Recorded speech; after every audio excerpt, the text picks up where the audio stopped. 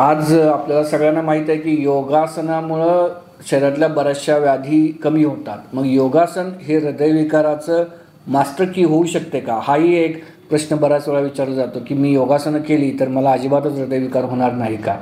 तर एक गोष्ट आपण समजून घ्यायला पाहिजे की हृदयविकारासाठी असणारे काही रिस्क फॅक्टर्स आहेत. म्हणजे हृदयविकारासाठी असणारा सगळ्यात मोठा रिस्क फॅक्टर म्हणजे ओबेसिटी, 2 नंबरचा रिस्क फॅक्टर म्हणजे स्ट्रेस, 3 नंबरचा रिस्क फॅक्टर म्हणजे डायबिटीस, 4 नंबर हायपरटेन्शन आणि 5 नंबर म्हणजे डाएट.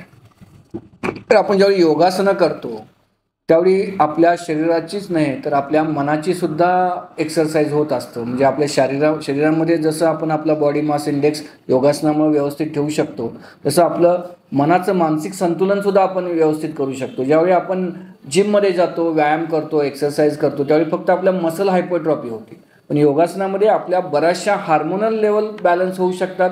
आपल्या शरीरातील बरेचसे जे मानसिक व्याधी आहेत म्हणजे स्ट्रेस असेल, डिप्रेशन असेल त्याच्यावर सुद्धा मेडिटेशन आणि प्राणायाम हा उपयोग करू शकतो. आणि आपल्या शरीराची ओव्हरऑल फ्लेक्झिबिलिटी वाढवण्यामुळे योगासनाचा उपयोग होऊ शकतो.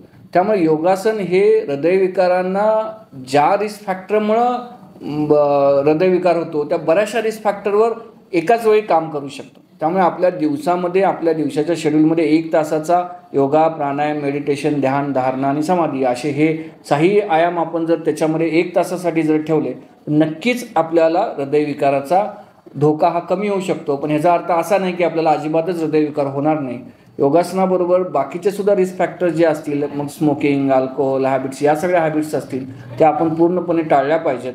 आणि एक व्यवस्थित जीवनशैली आपण योग्य जीवनशैली आपण अंगीकारली तरच हृदयविकाराचं प्रमाण हे आपल्या शरीरामध्ये कमी होऊ शकतं.